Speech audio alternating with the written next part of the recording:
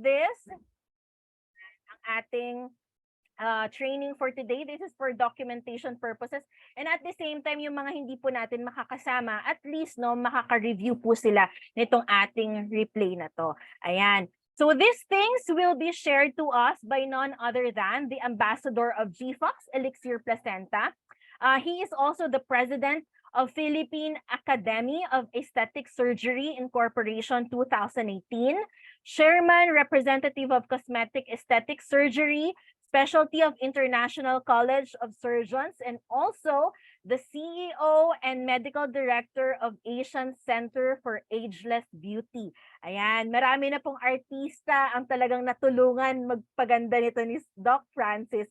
So let's all welcome Dr. Francis De Cangcion. Palakpakan po natin. Hello, Doc. hello. Thank you for that very wonderful introduction, Climar. Hindi, totoo lang, kaya I am so happy to see you all again, no?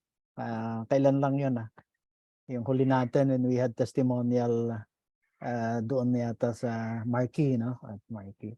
Anyway, how are you? Good afternoon to everybody. I would like to welcome all of you to this first of a series of training sessions. Actually, yung gagawin natin yung specific as per the suggestion of Professor Climar, specific daw na mga diseases, no, ang ating i-discuss. So it will be more apt, mas makaka-relate yung tayo and ating mga well, yung mga end users, no.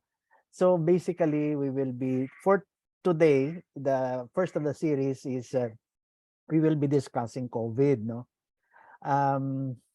So without further ado, let's jump into it, no. Gagawin na natin. So i-share ko na ba, Climar, yung aking Yes, Doc. screen? Okay, you can click there you yung go. green. There. Okay. There. There. Am I there? Okay. Yes, Doc, we can see. Slide. Oops. Nasaan na ako?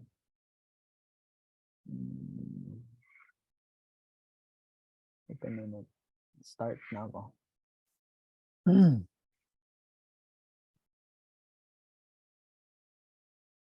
Natakpan. Wait a minute.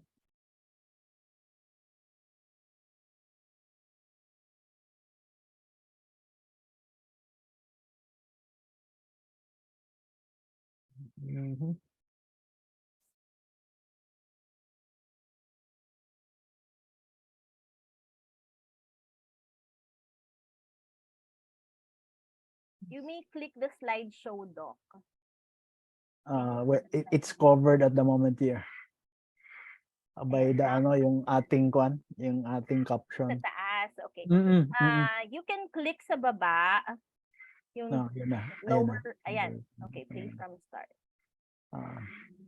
Ayan, okay na po. Hindi kita pinapataranta, Climar. Alam ko naman. You know me so well. Anyway, I am just waiting for some more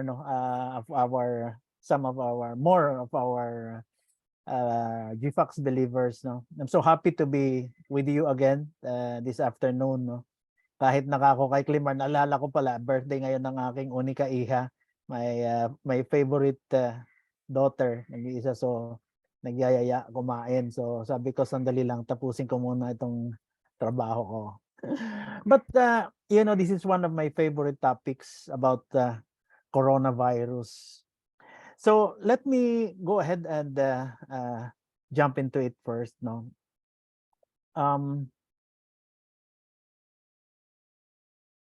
Okay, first of all, I'd like to tell you that the past 2-3 years talagang nayanig ang buong mundo, no, by this coronavirus, and from sabi nila from Wuhan, no, this virus causing severe acute respiratory syndrome, SARS-CoV-2, no, virus. did not only affect us in our country, but it affected us globally. Not only did it affect us economically, kasi nagsara lahat no ng mga economies and financial institutions because everybody didn't want to work no because of the scare of getting COVID no. And not only financially but including our health system, it was overwhelmed because of this coronavirus. Not in so many, wala pa ako alam na isang particular disease that has done so much no damage to us than COVID no.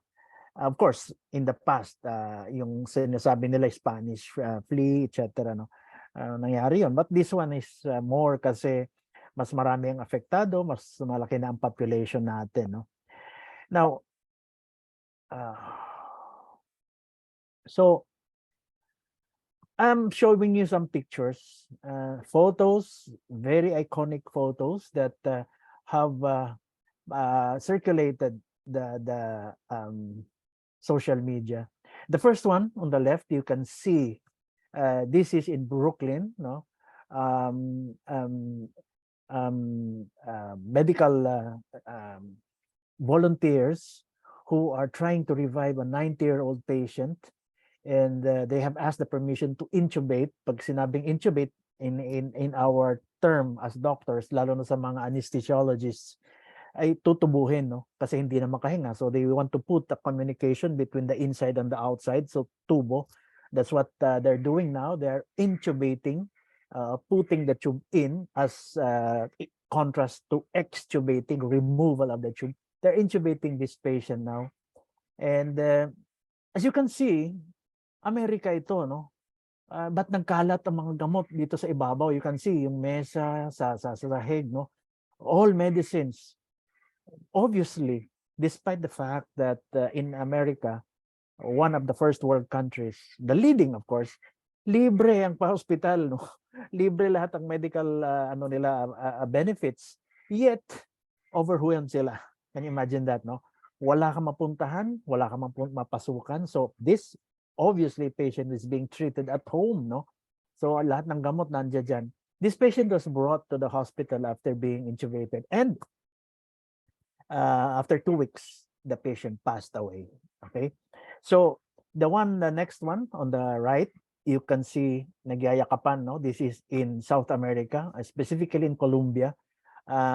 Ilan ba mga eksena nakita natin na ganito? No, nagyayakapan, wrapped in plastic, no, insulated, no, in acrylic, nagbababay, etc.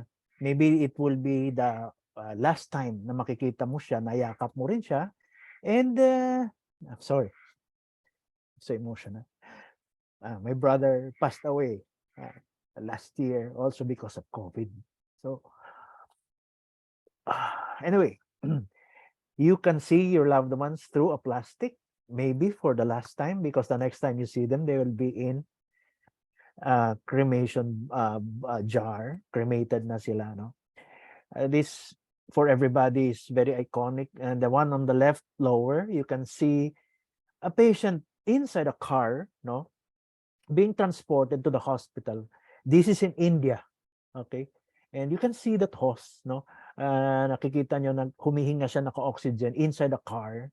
Obviously, even the ambulance system, yung mga ambulances, wala na, ano? So even cars, taxis were being used to transport patients to the hospital. May iba nga sa kotse na. Alam natin lahat yan. And then in the middle part, this is in Indonesia.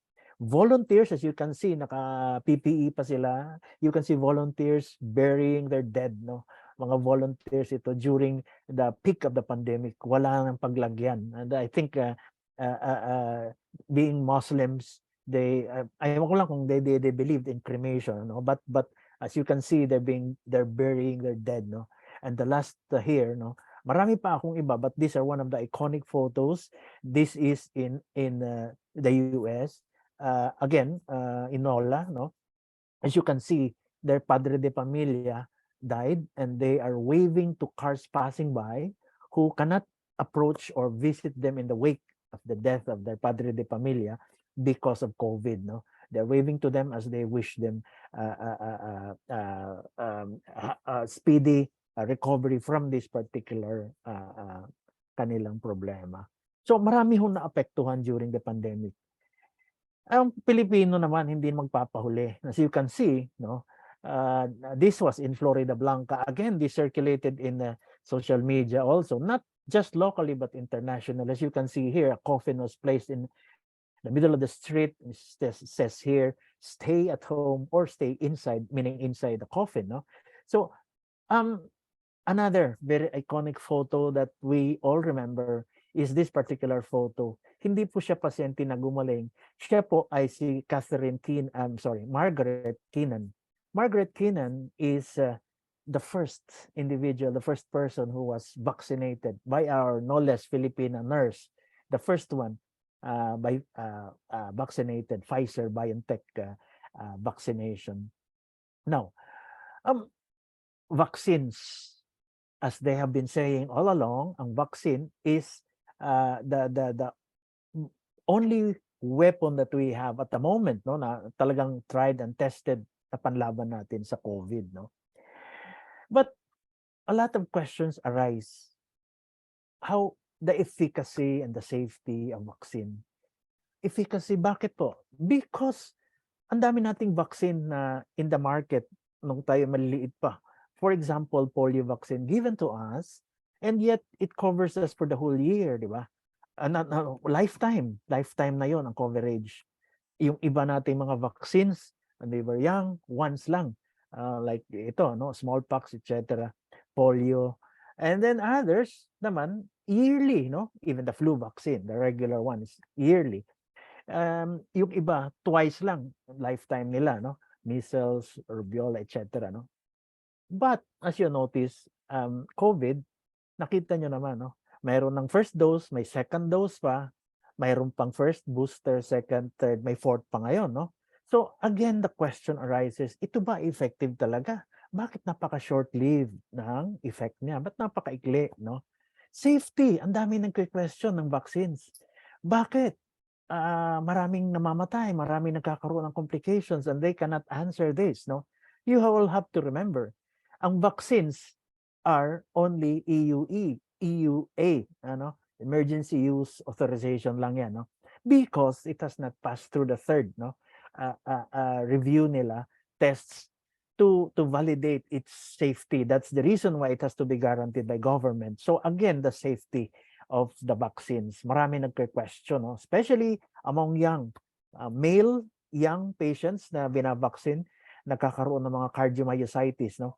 Heart cardiomyopathy, I'm sorry. No. Now, just disclaimer, this presentation is in between, no. I don't want to be so detailed. Alam ko kasi yung iba sa inyo dito are doctors, nurses, and paramedical who are more who know COVID more in detail. Yung iba naman wala akong pakialam diyan, doc. Gusto ko lang malaman ito, no, basics. So nilagay ko lang ho sa gitna. So I will not go into so much details, no, just the basic ones. So now moving on, let's go first to what is the COVID, the virus itself. It looks like this, no, in illustration.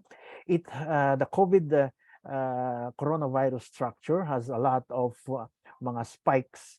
Actually, the spikes around the virus is the S. These are proteins, no? The S, the spike protein, the EV, okay, protein, the membrane protein. It is so unique for coronavirus, COVID, these spikes around its body. That is very unique for it. That's the reason that it was named corona. No? This is like a crown. No? Sorry. So itong EV proteins niya will be the ones that will be very, very much, and sorry, the spike proteins will be the ones that will be very much in, we will be dealing in the coming slides. No? So basically, we have here how it goes, paano siya na pumapasok sa atin, no? How how we get infected, no? Comes in and then goes to the lungs. And then the lungs, pinakadulo ng lungs natin, we have our the basic unit, the alveolus. Alveolus, or the plural, marami, alveoli, no, sa dulo. The oxygen exchange happens between this, the lungs and the blood, no? Ito na yung bloodstream, no? Umiikot doon sa dulo ng alveoli. So pagka pumasok na ang COVID inside, it will affect specifically the lungs. Of course, there are other areas of the body which I will mention, no, where the viral particles go, no. And of course, this is the schematic diagram. What happens later on, no? It produces parang in this guise, hindi siya nahuhuli ng ating immune system, hindi agad na-detect, and it drops and sinks into our system, specifically the spike proteins, and goes inside, drops its RNA, replicates a single strand, and produces a lot, naduduplicate siya tremendously, nagmo-multiply siya, and it goes out, and ang dami niyang inflammatory cells that are producing the cytokine storm, and it affects almost all organs, no, specifically the ones that are very basic, that we need for survival, no. So basically, the viral particles can be found in different areas. Among them, of course, the nasal passages, kasi doon dumadaan, and the throat, no, tears, stools, the kidneys, liver, pancreas, sa puso, no, even the cerebrospinal fluid, or CSF, no. The reason why we even found mga pediatric patients na nagkaroon ng lumbar tap sa likod at kinuha na ng water sa brain, at nakita it was the baby was infected with tawag nito COVID now. Basically, as you can see here, you will the specific involvement of the virus when it comes in, aside from the lungs, it affects other areas. So these are the extra pulmonary, or outside of the lungs, the brain, no. You can have headache, dizziness, no, nawawala ang panlasa mo, no, pang-amoy, anosmia, ataxia, no, nanginginig ang paglakad nyo, and then it affects the heart, okay. Cardiac troponins, ito yung mga enzymes na nire-release ng heart, na makikita through laboratory tests. And also, it can affect the kidneys, kaya tumataas yung ating creatinine, ang urea, proteins go up. And our liver, it affects our liver, no? And therefore, liver enzymes also are noticed to increase. It affects the intestinal, our gastrointestinal tract. That's why we also have nausea, vomiting, diarrhea, okay? You also have diarrhea. And then, specifically, ito na napaka-importante, and I would like to repeat this, we will be dealing with this very in detail, the blood, yung dugo, no? The ProTime elevates, D-dimer, tandaan nyo ito kasi ito mga nire-request ng mga doctors, no? Fibrinogen, all of them are elevated, no? Tumataas. Anong ibig sabihin nun? Clotting, nagka-clot ang dugo natin, no? The ferritin values, ito na, no? C-reactive protein, ESR, lahat ito tumataas, no? And all because of direct viral infection. Diretso, no? The virus affects, nag-multiply na siya, as I mentioned earlier kanina, and it affects by direct infection to these particular organs, no? Okay, our next slide. So the organs that have ACE2 receptors are the ones that are targeted by COVID. ACE2, or the angiotensin. Hello, can you hear me? Anyway, the angiotensin enzyme 2 receptors are the favorite of the COVID virus. These ACE2 receptors, napakadami sa heart, sa kidneys, sa brain, liver, and blood vessels. So therefore, ito ang inaatake nila. Why? Because they attach to these ACE2 receptors. Hindi sa iba pero dito. And these are the basic organs that we have for survival. Dito sila kumakapit, no? And because of these receptors, no? And as you can see in this diagram, no? When the virus enters our lungs, no? Doon siya sa dulo, the ACE2 receptors attached to the epithelial cells in dulo, to the alveoli, nandun sa dulo, no? And it releases this particular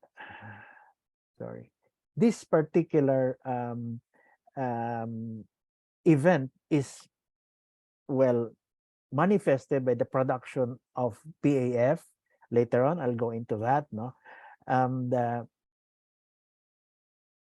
Naiistorbo ako dito, labas na labas yung yung admit mga pumapasok na new participant. But anyway, and this particular event, wait a minute, nawala ang aking slide. There you go. We at this time you develop mild to moderate symptoms, no? Ito yung fever, cough, muscle pains, slight difficulty of breathing, okay? And when Doc, nawala yung share screen. Click mo ulit yung share screen. oh, wait a minute.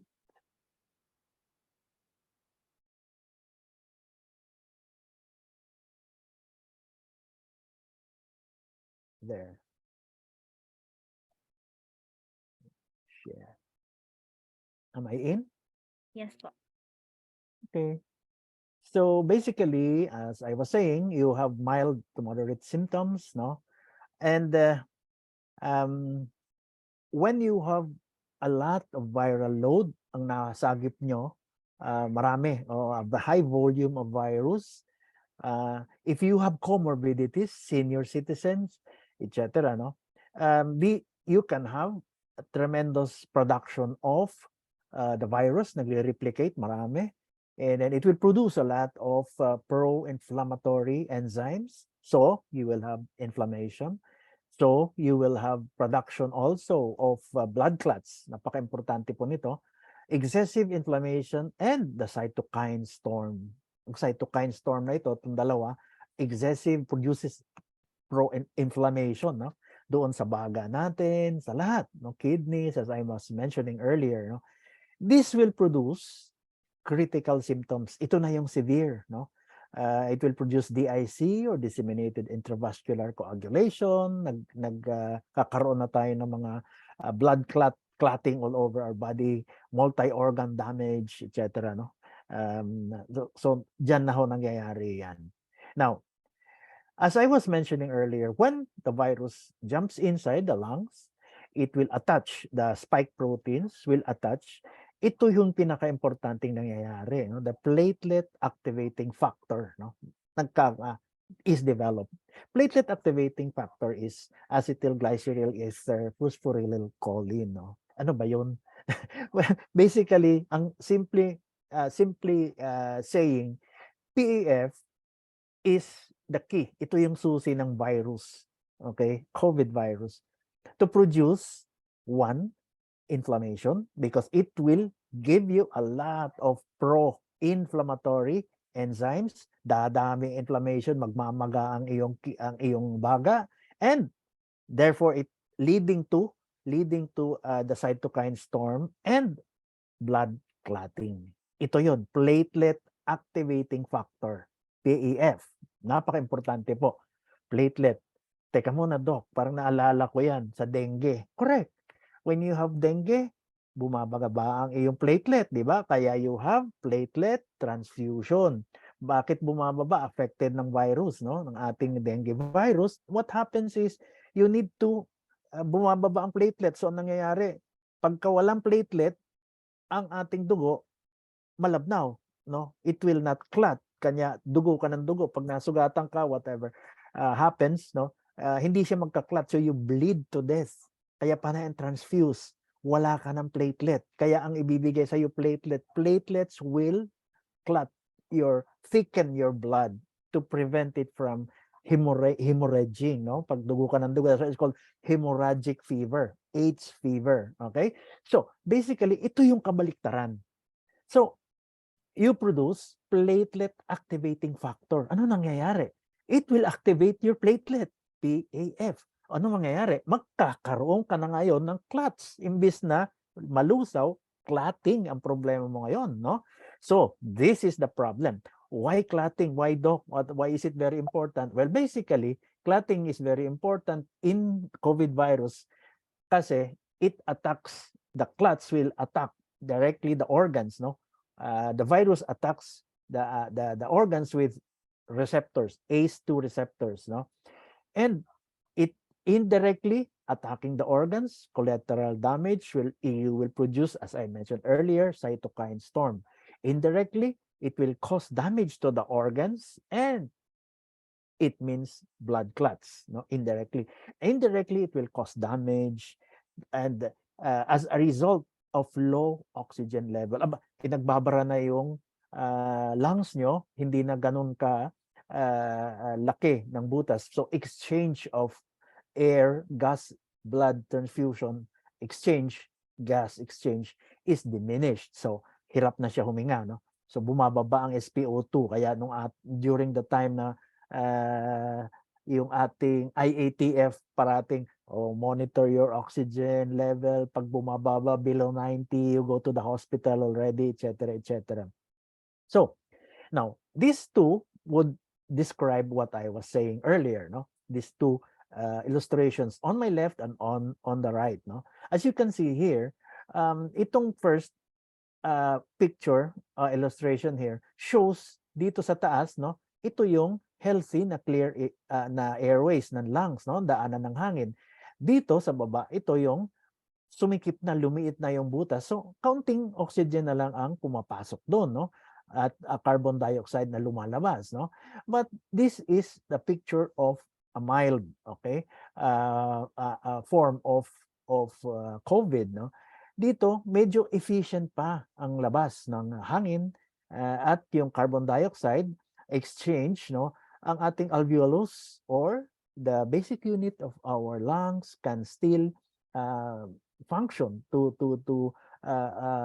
the gas exchange between our lungs and the bloodstream. And once the blood is able to accept more oxygen, and it is pumped to the heart, right side of the heart, and then back to the left and pumped out para i-supply doon sa ating basic organs. Okay?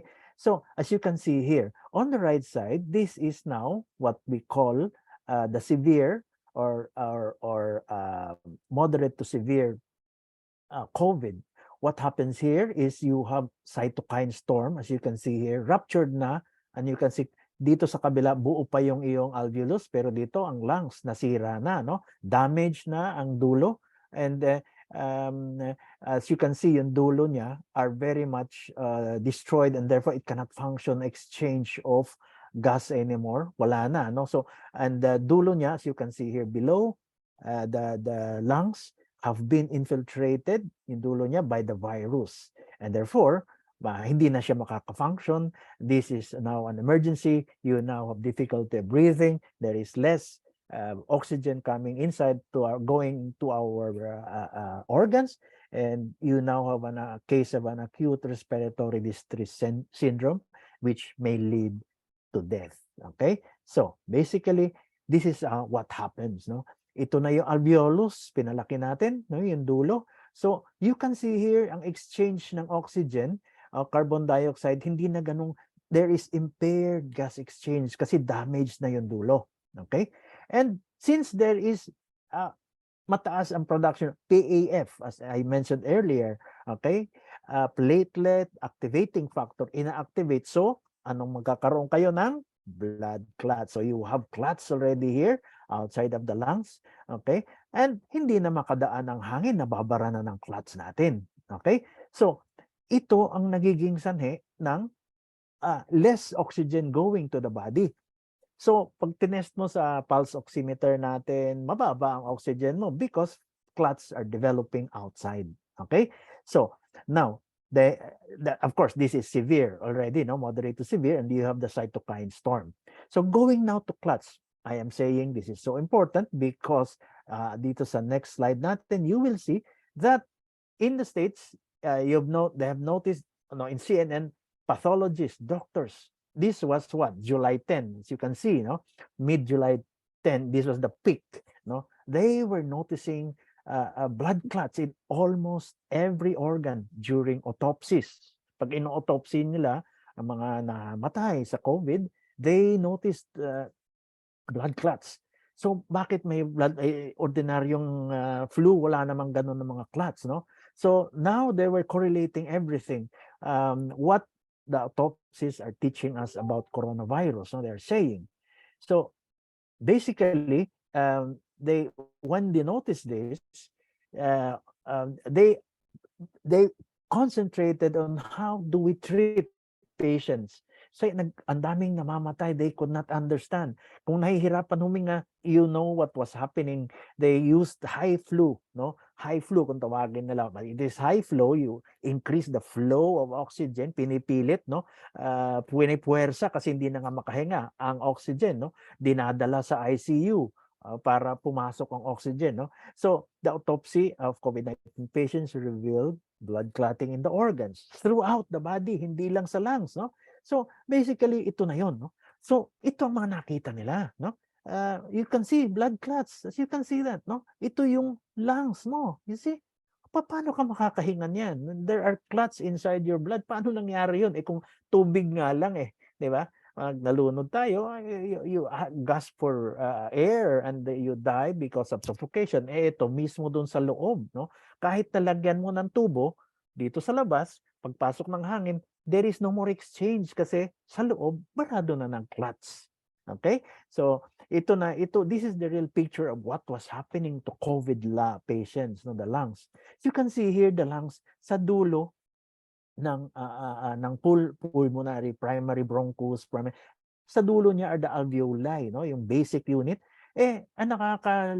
What is saddening is just beside the alveoli nakikita nyo ito.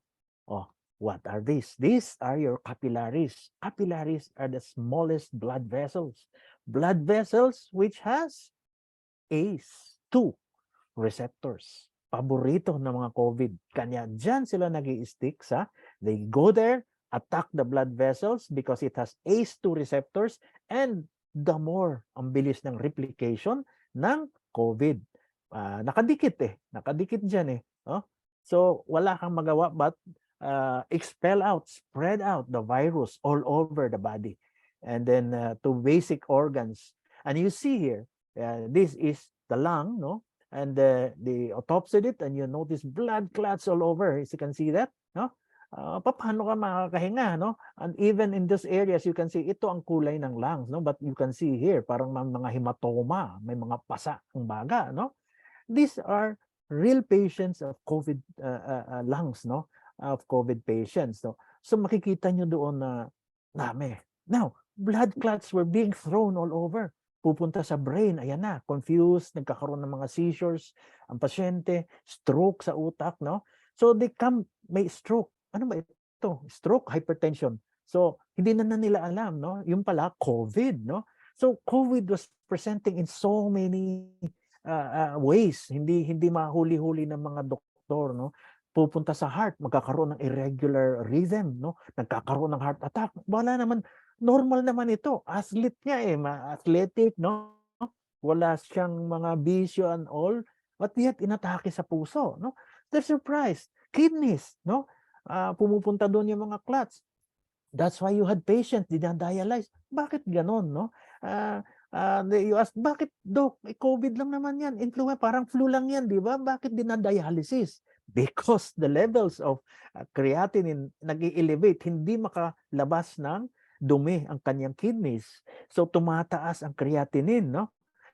Just like when you are diabetic. So nagtataka tayo kung bakit. Well, obviously, nabara ng blood clots ang kanyang kidneys. So this was what was happening during the time. Nagkakaroon ng, at this time, madali nang to look back, no? Pero marami nang nangamatay, no? A lot of mortalities, no? But doctors were learning at this time kung ano ba ang nangyayari. And this was the problem, no? Of COVID, no? Even doon sa paa, parang may diabetes, no? Ang diabetes, kumakapal ang ating mga ugat doon sa paa, kaya wala nang dumadaloy na dugo, there is no more blood circulation pag nasugatan ang paa, then hindi naghihilom. Why? Because there is no blood circulating to keep it healthy. The same thing as COVID.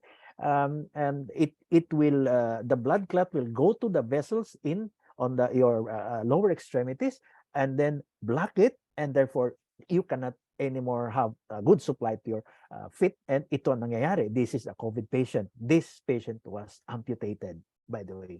Okay? Pinutol yung kanyang paa because wala na yan eh. Hindi na magagamit because patay na yung. Eh ano naman yan, Doc? Paano naman tayo? How can Elixir placenta? Paano pipicture dito sa COVID, no? Obviously, eto na, pasok ang bida. What in Elixir placenta? What ingredient can help COVID patients? Obviously, I can name one very specific example of one very specific active ingredient of Elixir placenta, and that is olive leaves, no? Ole or olive leaves extract, no? Olive leaves extract has oleuropein, no? It has hydroxytyrosol, and it has muscarinic acid, no? And napakaganda po nito because it has antiviral, specifically anti-SARS-CoV-2. It has anti-thrombotic activity. You know, I mentioned earlier, thrombus ay yung clots. Thrombus clots yun, no? May ganitong function ang ole, no? And of course, anti-inflammatory, no? Nagmaga na yung mga tubo ng baga natin, inflamed na, and then hindi na makadaan pag nagmaga, hindi na makadaan ng hangin or blood, no? Doon sa mga kidneys natin magana. So it has anti-inflammatory activity. How nice, di ba? Kompleto siya. Now, let's go into specifics. There have been experiments, no, proven that this particular active elements that you find in olive extract has the following properties, no? It has hydroxytyrosol, no, which is virucidal, no? Pinapatay ang virus, especially against the COVID-2, no, through the structural changes, which changes, it disrupts the viral genome, no? Viral activities din, no, itong olive leaf is shown when it decreases luteolin, which is also against the SARS-CoV virus, and of course inhibition of the COVID virus multiplication. No? Ito pa, I'm going into more details. They made a spray of hydroxytyrosol, and it has proven against COVID, no, infection. 50 volunteers in their experiment, it showed decrease in viral load, no, and cure in 6 patients within 10 days. Okay, this is research that was done in 2020, no, and it has ethanolic extract. Again, the olive leaves extract exhibited anti-inflammatory activities, no, properties, and it has analgesic or it addresses pain, analgesia, no, and the level of which is similar to indomethacin, which we use to treat even mga pains, no, muscle pains, bone joint pains. It has antipyretic, anti-inflammatory. Ito na naman, no, which I have been saying earlier. It helps, especially dito sa ating cytokine storm, no. We need anti-inflammatories and anti-thrombocytics. Now, oleuropein, okay? Oleuropein has been known, okay, to have antiviral properties, no? Anti-inflammatory as well, properties, and it is virucidal. And This particular, well, it has been proven, it has experiments, as I mentioned earlier. May mga studies to show that, no? Hydroxytyrosol, again, it destroys pro-inflammatory markers. So, it promotes anti-inflammatory properties, no? Which we need when we have COVID infection, no? Then, ito po yung basic na apat na mga elements that we find. Terpenoids. Terpenoids, we find as one basic element of olive leaf extract. And under terpenoids, you have oleanolic acid, you have ursolic acid, muscarinic, I mentioned earlier, and oval. All of them are anti-allergic and anti-inflammatories, no? Makakatulong when you have especially severe, moderate to severe COVID, no? And as well as may mucolytic activity siya, no? Now, going to immunomodulatory, no? Effect, activities of the olive leaf, no? This is manifested by hydroxytyrosol and muscarinic acid, no? It inhibits, once you have this, it has been shown to inhibit the cytokine storm, which overwhelms our immune system. Pagka nagka-cytokine storm ka na, magdasal na ang pasyente because kung malakas ang immune system mo, you could get over it. Pero kapag mahina and you have a comorbidity, diabetes, hypertension, and other problems, you may die because of this, no? And it is a good treatment for cough and asthma because it is a mucolytic, no? It lyses the mucus na nakadikit doon sa ating mga pulmonary bronchus, no? Sa ating baga, no? Let me mention that the anti-thrombotic activity of muscarinic acid also, okay, ito na tayo, sorry. Anti-thrombotic activity of ethanolic, hydroxytyrosol, and muscarinic acid is also recognized as indeed a very good property of this particular active ingredient of Elixir placenta that helps decrease platelet aggregation. Ano yung platelet aggregation? Nagdidikit-dikit to yung platelet. So, it forms clots, nagbubuo-buo.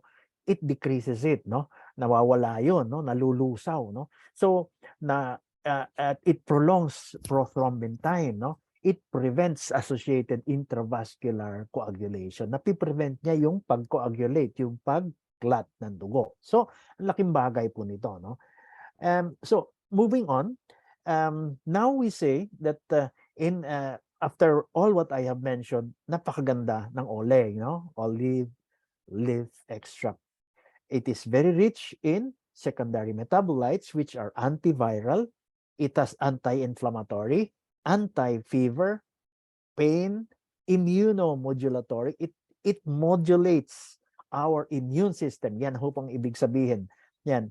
Anti-thrombotic, anti-clots, no? Mga clotting, ha? Kinalabanan yan. And then it has a potential to control cytokine storm. Nako, napakaganda. And which is seen in moderate to severe COVID, no? So, and other complications. Also, ang ole or olive leaf extract has antiviral activity that has been described to benefit, no? It benefits which includes its biosafety, its availability, low cost, no? Kung ano-ano mga mahal na mga remdesivir ang mamahal po nun. O tocilizumab, which is what, 6,000 per, ito ang mura. So it leaves this natural remedy to be given a chance, to give it more experiments to develop this into a more potent anti-COVID treatment, no? Hindi lang isinasama sa mga supplements, but kailangan buo. talaga as pure, no, form. So, yun lang ba ang makikita natin sa Elixir Placenta? Of course not, no? Our main actor dito, of course, sinasabi natin, co-starring itong olive leaf extract. But the main actor here is, of course, what is our main ingredient in Elixir Placenta? Of course, obviously, it's the deer placenta, which contains, obviously, stem cells. And how does stem cells combat coronavirus? There have been experiments to show that, for example, this particular research showed that a 65-year-old woman was given, nasa ICU na siya, was given stem cells. And on the third day, the patient started to improve. And the same treatment protocol was given to 7 patients, and all of them improved, recovered from COVID, no? Courtesy of the stem cell that was given to them, no? Nawala yung kanilang fever, nawala ang shortness of kanilang paghihinga, nahirapan sila huminga, and decreased oxygen saturation, wala din yon. Of course, pneumonia. And all of this decrease in the next 2 to 4 days, no? Ito, nakita ito. And even the lung findings were shown by CAT scanning, no? Makikita doon that the degree of pneumonia had diminished tremendously because of stem cells, no? Now, ang stem cells, how do they act, no? In COVID, they are powerful immunomodulatory, and ito yon, anti-inflammatory. Pabalik-balik tayo, anti-inflammatory property of stem cells. The anti-inflammatory effect of stem cells has long been recognized. That's the reason why for the past years, stem cells have been used to treat rheumatoid arthritis, ulcerative colitis. Approved na ito ng FDA, no?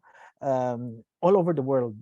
Multiple sclerosis, kung tawagin, MS, no? And others who have transplanted organs, yung mga kidney transplant and other organs, ginagamit na po ito, no? So, basically, this is what happens, no, in an illustration. You can see here pagka nagka-COVID, no, and pag ito yung kanyang status, makikita ninyo when given stem cells.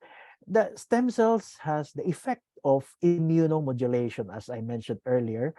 Maliban doon, it is antimicrobial. So ang napaka-importanting effect ng stem cells for COVID is ang virus goes to the lungs. I mentioned you earlier, no? Kinakain niya, no? Sinisira yung tissue ng lungs. So damage na po 'yon. Hindi na madadaanan ng hangin 'yon, no? So hindi na madadaanan ng hangin, there develops fibrosis. Fibrosis, fibers 'yon. Fibers, ano ibig sabihin ng fibers? Parang scar, no? Peklat. Kaya nga pagka in-x-ray tayo, sasabihin mahina ang baga nyo, ay matagal na ito dahil mayroon na pong peklat ang baga nyo. This is it, no? Magkakaroon ko ng scarring or fibrosis.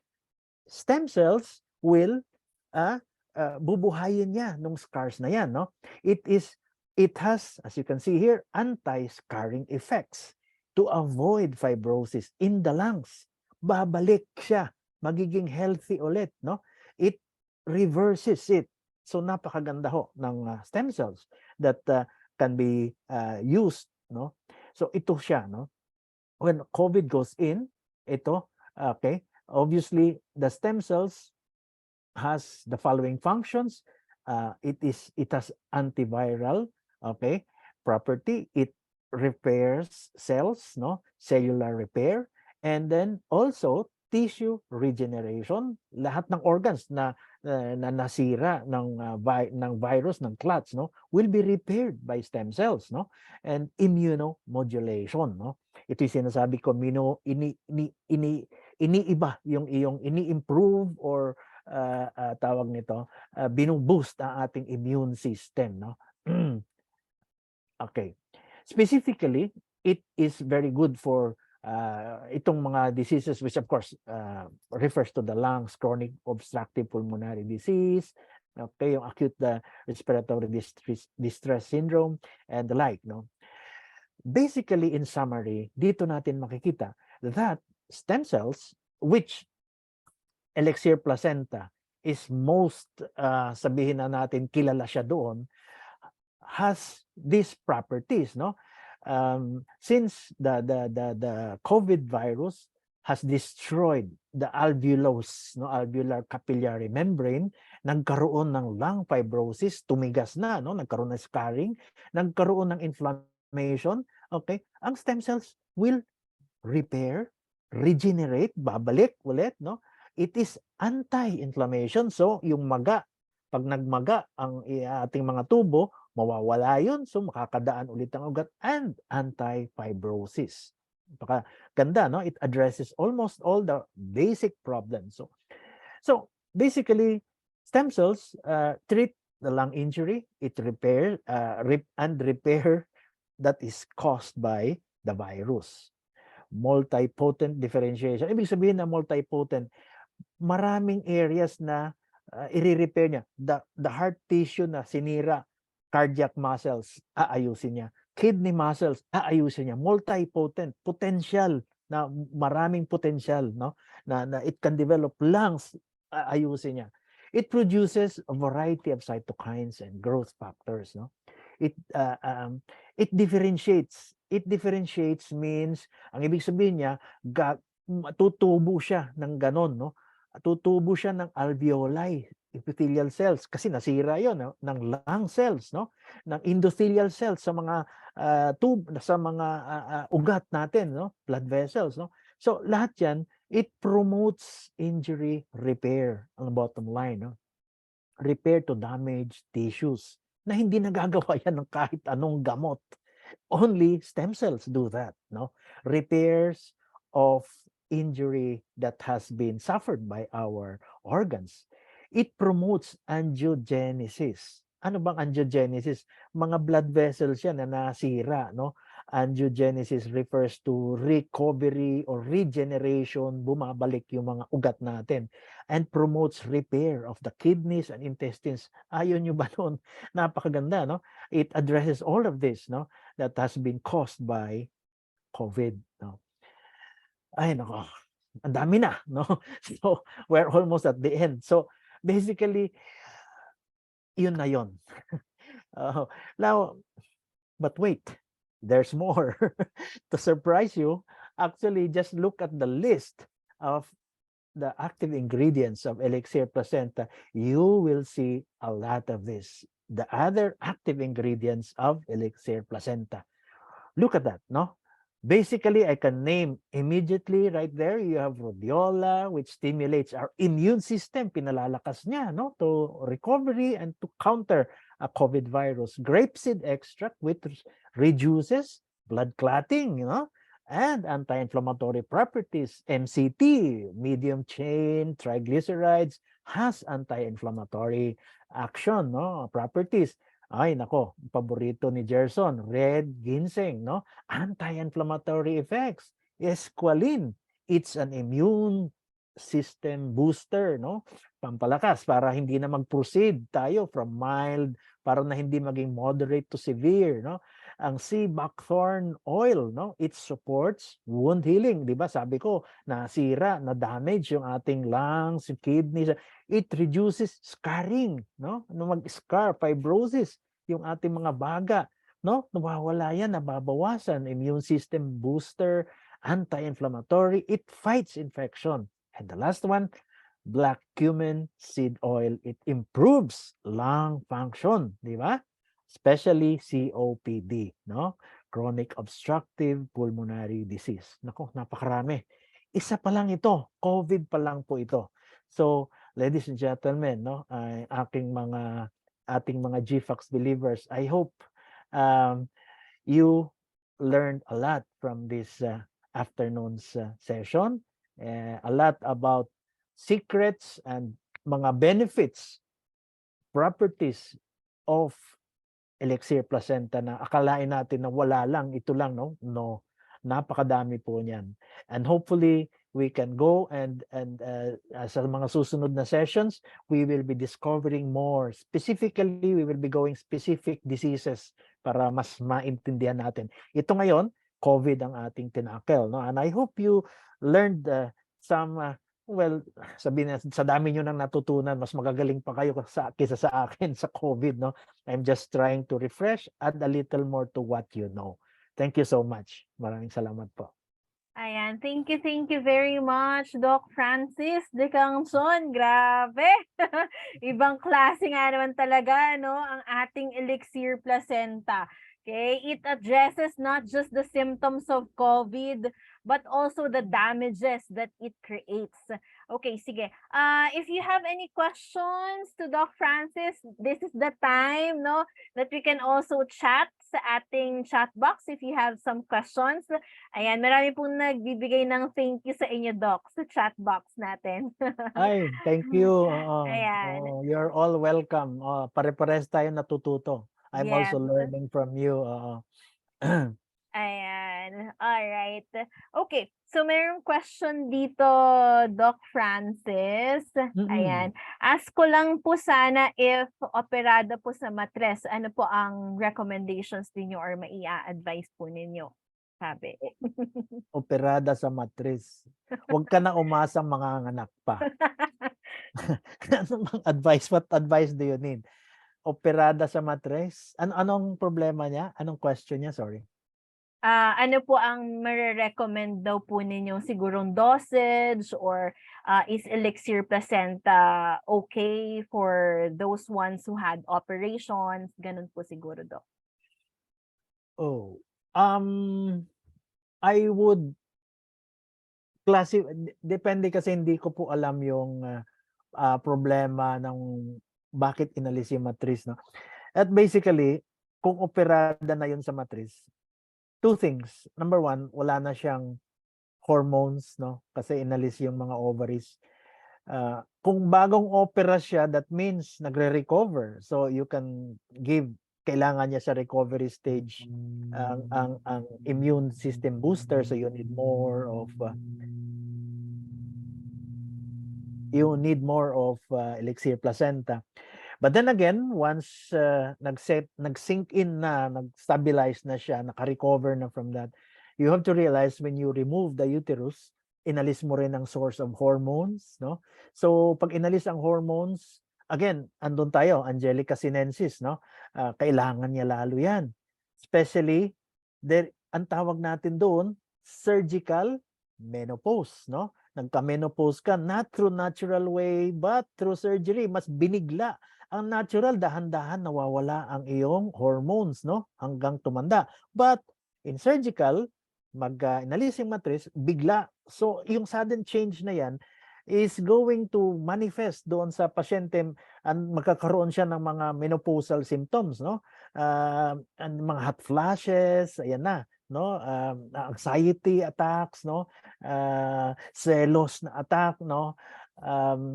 Yung mga insecurities, lilitaw yon. So these are the things that she may need, no? Because of the surgical menopause. So kailangan niya talaga.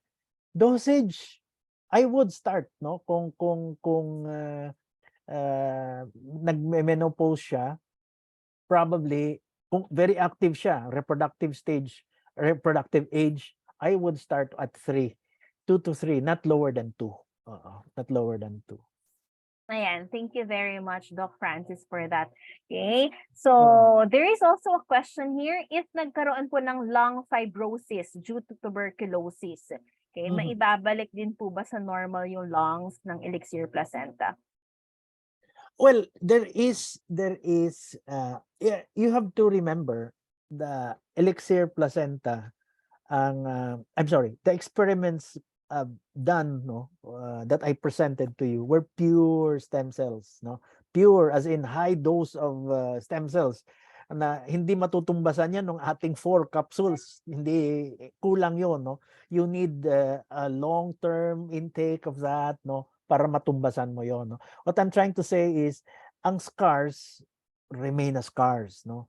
Pero what stem cells do is to soften them, to immunomodulate them, to soften them and make them regenerate them kung tawagin natin, no. And hindi naman siya completely maaalis, no. But it helps in regeneration. You have to base it on anong klaseng scar kaya ito, no? Kasi maraming klase hong scarring and pulmonary tuberculosis o mahinang baga. Andyan yung minimal, andyan yung moderate, andyan yung far advanced, no? Kung minimal to moderate, mas madali hong ma-address yan. But if it is moderate to severe or far advanced, then medyo may kahirapan na yon, no? And not as destructive as COVID, I would say. Ang pulmonary kasi tuberculosis maybe has specific medication na ngayon na kayang gamutin yon no. Kaya nag-iiwan na lang ng pilat, no, ng scar because it has been treated already, no.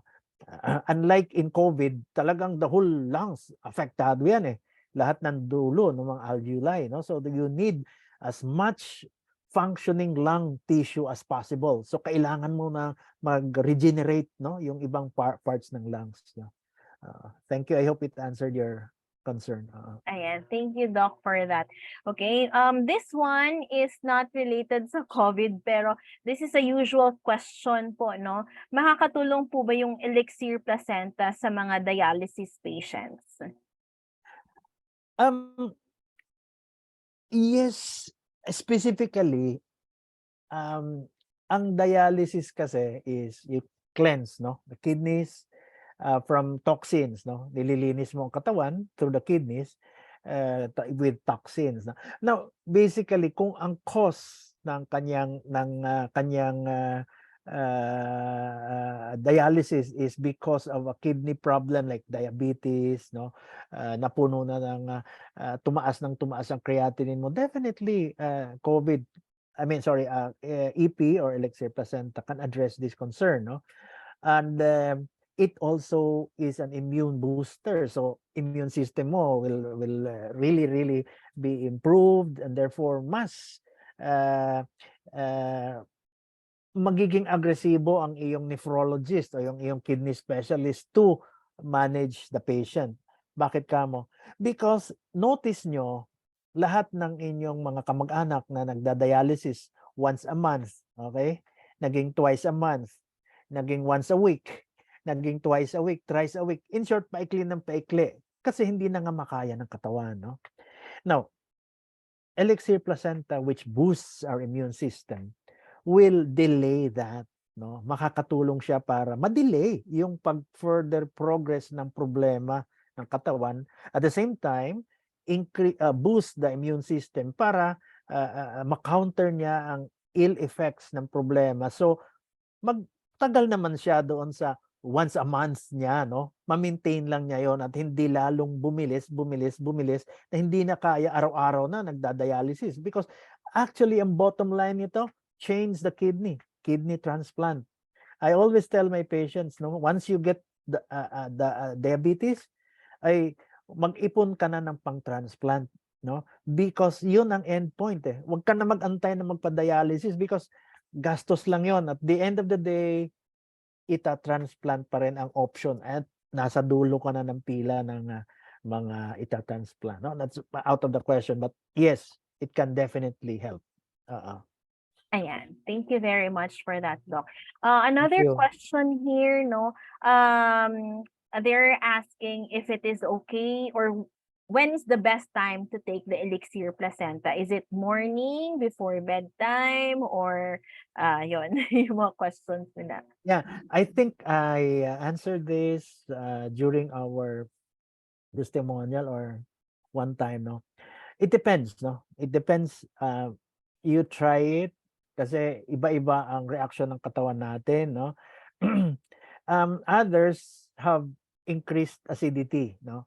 So if they have GERDs, if they have hyperacidic, okay, you take it with meals, no.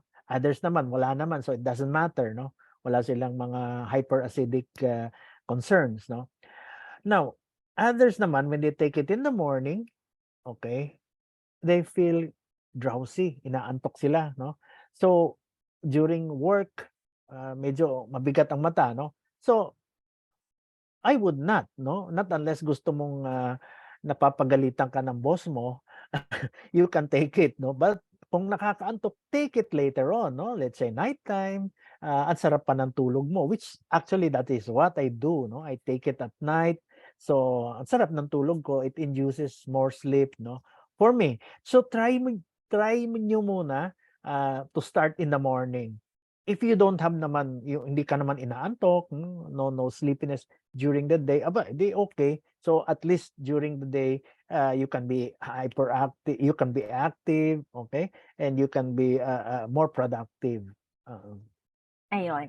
And to add more to that, how to take it with maintenance, Doc, yung mga merong hypertension na maintenance and diabetes maintenance, how to take it daw po. Okay. Sasabihin ko sana inumin niyo eh. How to take it. Okay.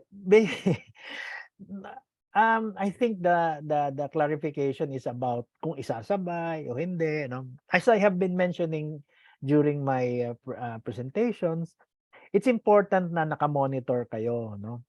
Imo-monitor nyo yung iyong blood pressure, yung iyong blood sugar because this has an effect of lowering of your blood pressure also, no?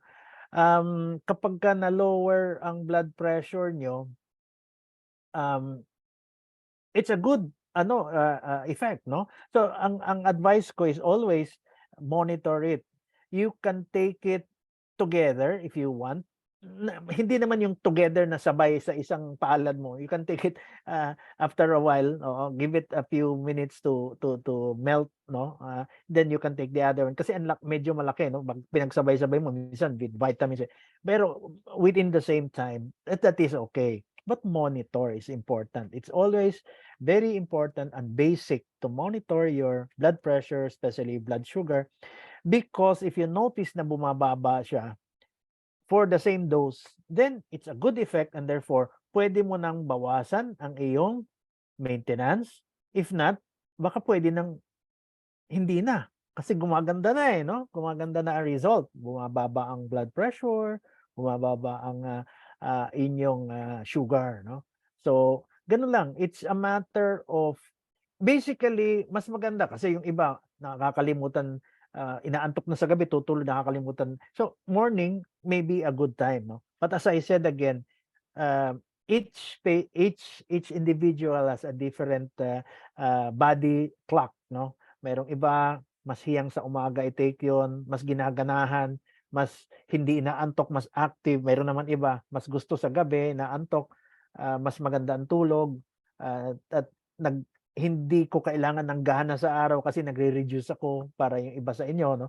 So basically that would be your it has to be personalized or customized to each patient. Huwag pare-parehas, no?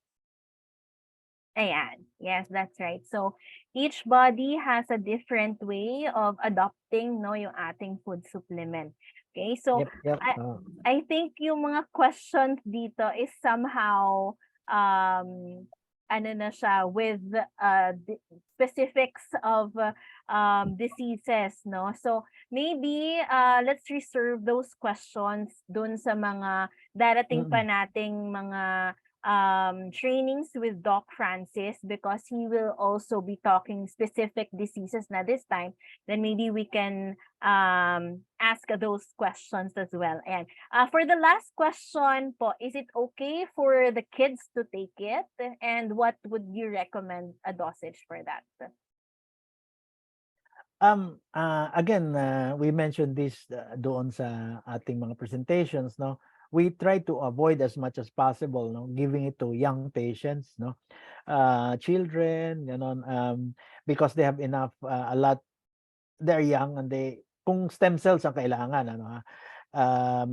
they have a lot of that at yung ganong age bracket, no, and I usually allow them taking it when they are in the more older bracket, which especially yung mga nag-workout pala and nag-train, no, athletic patients, may persons, no?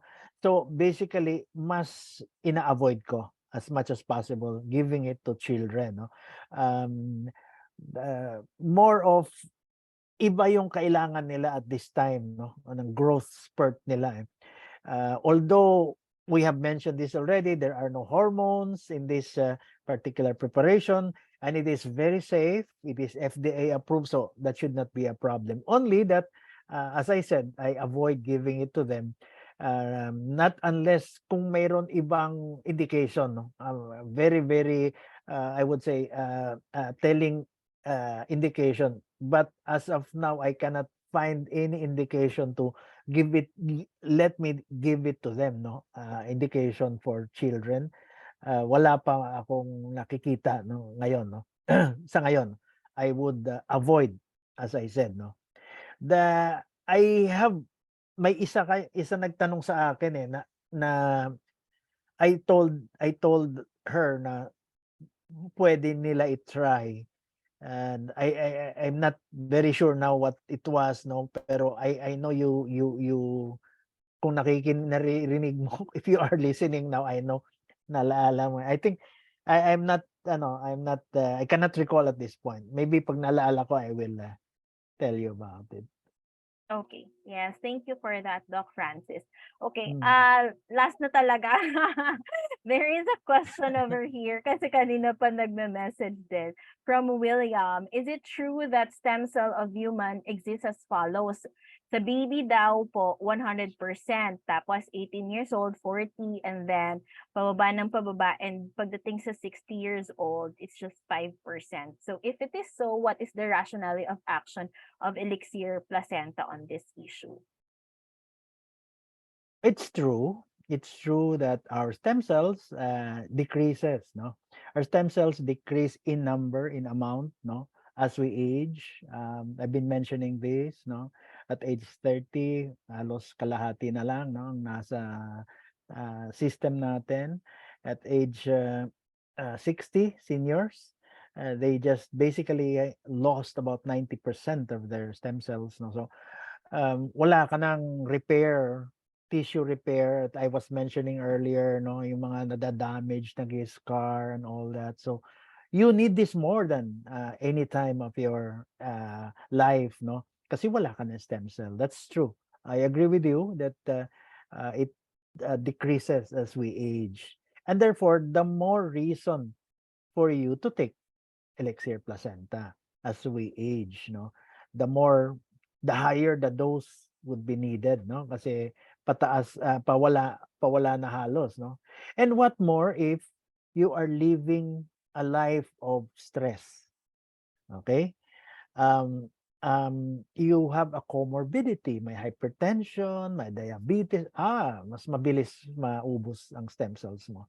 So, it's not just the chronologic age, but it is also the quality of life that you have been living, no? Kung ikay sakitin and you have had so many problems means diseases, no? Stress naman yung mga other problems, but maybe a 40-year-old stressed and comorbidity person will have lower stem cells than probably a 60-year-old who is healthy, walang kay stress, no? So again, chronologic age and the condition of the lifestyle that you have is very important. Ayan, thank you very much, Doc Francis. For those questions po na hindi namin nasagot dito, I made sure na naka-copy-paste po yung mga questions ninyo, and then maybe in time we can be able to answer those questions as well. Okay, because it's Unika Iha's birthday of Doc Francis. Kinukulit na rin siya na magdi-dinner na. Ayan, so let's Thank give you, it a thank you. chance for them. Ayan. So thank you Salamat. very much, Doc Francis, and also GFAX believers who are here with us for this training, no? And magkita-kita po tayo bukas, magte-testimonial si Abigail Erne po, no? So pakinggan po natin yung kanyang testimonial. Ayan. So hopefully that can also answer your questions about brain tumor, Bell's palsy, and cervical cancer as well. Ayan. So thank you very much, Doc Francis, and have You're a good night, welcome. everyone, and happy birthday to your Uh, daughter. Thank you. My pleasure always. My All pleasure. right. Bye-bye, Salamat. Salamat. everyone. Thank you. Bye-bye. Bye-bye. Bye-bye.